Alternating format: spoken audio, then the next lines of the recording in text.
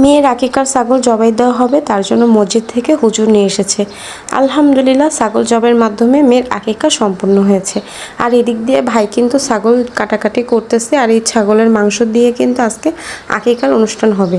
পাড়া প্রতিবেশী, গরিব দুঃখী, আত্মীয় স্বজন যারা আছে, আজকে হচ্ছে তেহারি রান্না করা হবে, তাদেরকে সবাইকে খাওয়াবো। তো ভেবেছিলাম যে মাংস খুব কম হবে, তো মাসাল্লাহ দিলে অনেক মাংস হয়েছে, সেই তুলনায় 8 থেকে 9 কেজির উপরে। তো এদিক দিয়ে হচ্ছে কিন্তু মানে বিরিয়ানি রান্না হবে, তার জন্য কিন্তু মশলাপাতি যা যা আছে সব কিছু বাহিরে রেডি করে রেখেছি। আর এদিক দিয়ে হচ্ছে মাংস রান্না করা হচ্ছে। আর বাহিরে কিন্তু আজকে প্রচুর পরিমাণ বৃষ্টি হয়েছিল, তার জন্য কিন্তু প্রচুর পরিমাণ বাহিরে বাতাস, আর বাতাসের কারণে কিন্তু চুলায় জাল লাগছিল না।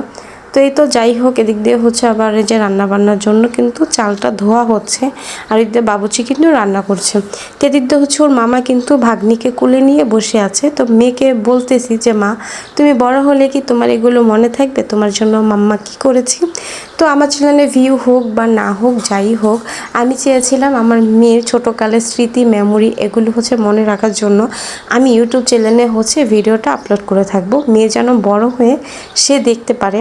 আর যেহেতু একটা ছাগল জবাই দিয়েছি, মানুষ হচ্ছে অল্প, 100 জন মানুষের আয়োজন।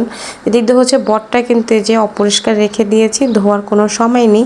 আর এদিক দিয়ে হচ্ছে মানুষ খাওয়াবো, ঘরে কোনো খাওয়াবো না, বাইরে হচ্ছে চেয়ার টেবিলে খাওয়াবো। তার জন্য কিন্তু ডেকোরেশনের থেকে মানে অল্প কিছু জিনিসপত্র নিয়ে এসেছি। আর এদিক দিয়ে কিন্তু এই যে মেয়ের আকিকার বিরিয়ানি রান্না হয়ে গেছে অলরেডি। এখন হচ্ছে সব আত্মীয় স্বজন আসার পালা। আর মাশাআল্লাহ অনেক সুন্দর হয়েছে আকিকার বিরিয়ানি। আজকের মতন ভিডিও এই পর্যন্ত। আল্লাহ হাফেজ, ভালো থাকবেন।